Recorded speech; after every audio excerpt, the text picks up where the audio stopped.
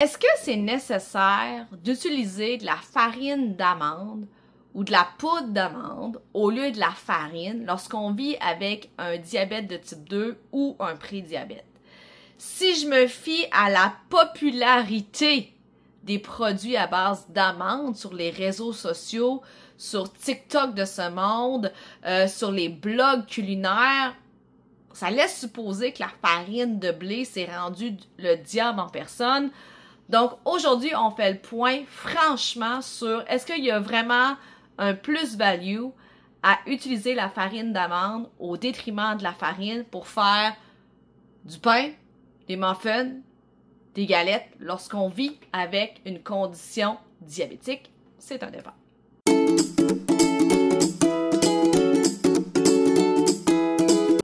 Allô, moi mon nom c'est Véronique Plante, je suis nutritionniste diététiste professionnelle et j'ai un très fort intérêt en ce qui concerne la prévention et le traitement du diabète de type 2 par les saines habitudes alimentaires. Donc aujourd'hui, on parle de la farine d'amande.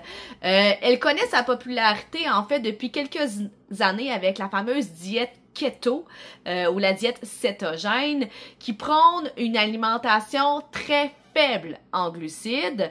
Donc, bien évidemment, si on mange très peu de glucides, notre taux de sucre peut pas s'élever beaucoup dans le sang. Donc, on se dit, ben mon Dieu, ça devrait être bénéfique pour notre santé diabétique. Mais est-ce que c'est vraiment vrai? Est-ce que c'est vraiment la solution?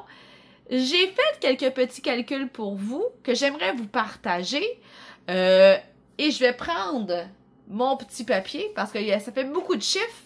J'espère que vous ne me perdrez pas dans la chose. Donc, si on regarde sur les réseaux sociaux ou sur les blogs culinaires ou sur Google des recettes faites à partir de farine d'amande, ben majoritairement, on va utiliser entre une tasse à une tasse et demie de farine d'amande. Quand on regarde la valeur nutritive de ces produits-là, de la farine d'amande, c'est très drôle parce que la portion de référence est 2 ou 3 cuillerées à soupe. Fait que c'est sûr que 2 à 3 cuillerées à soupe, quand c'est marqué 80 à 90 calories, 1 gramme de glucides nets, ça peut devenir extrêmement alléchant. Mais en fait, on n'utilise pas cette quantité-là lorsqu'on prépare une recette de muffin, mais bien, on utilise une couple de fois de plus. J'ai pas fait le calcul, mais on passe de 30 ml, qui est la portion de référence sur une étiquette de valeur nutritive, à une tasse et demie, soit 375 ml. Donc, ça change un petit peu la perspective en partant. Donc, prenons l'exemple, je fais un muffin à base de farine d'amande au bleuet. Je mets une tasse et demie de farine d'amande dans la préparation. Ça me donne 12 muffins.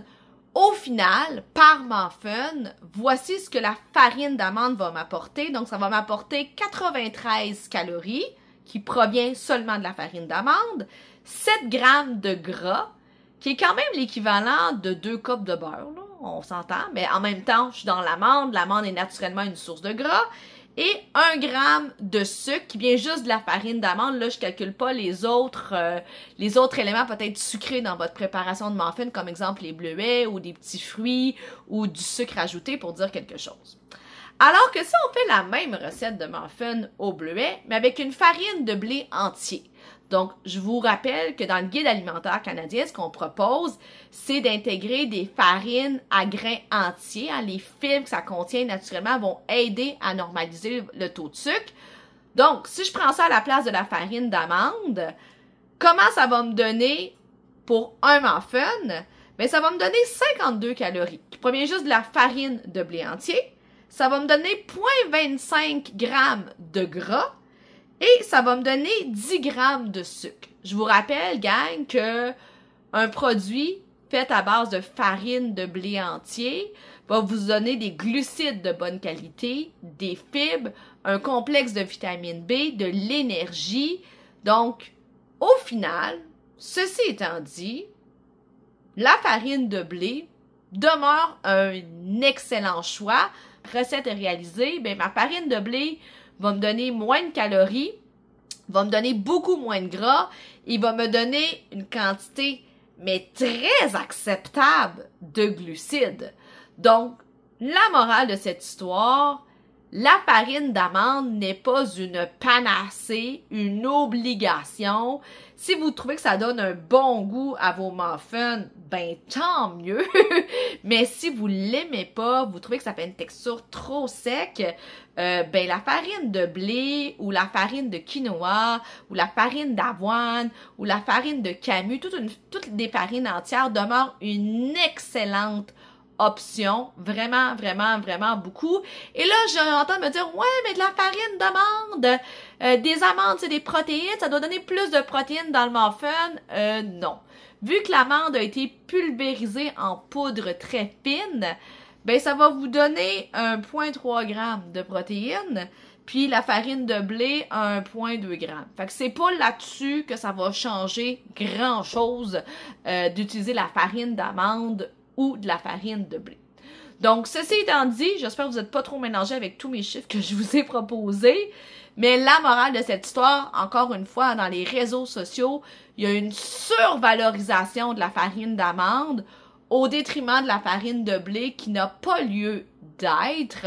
Donc, je voudrais que si vous voulez faire des muffins nutritifs, jouez pas tant sur la farine, mais sur la quantité de sucre que vous allez rajouter dans votre produit, tant du sirop d'érable, du miel, de la cassonade ou de la confiture. C'est bien plus ça qui va nuire à la fluctuation de votre taux de sucre que le type de farine utilisée en fait.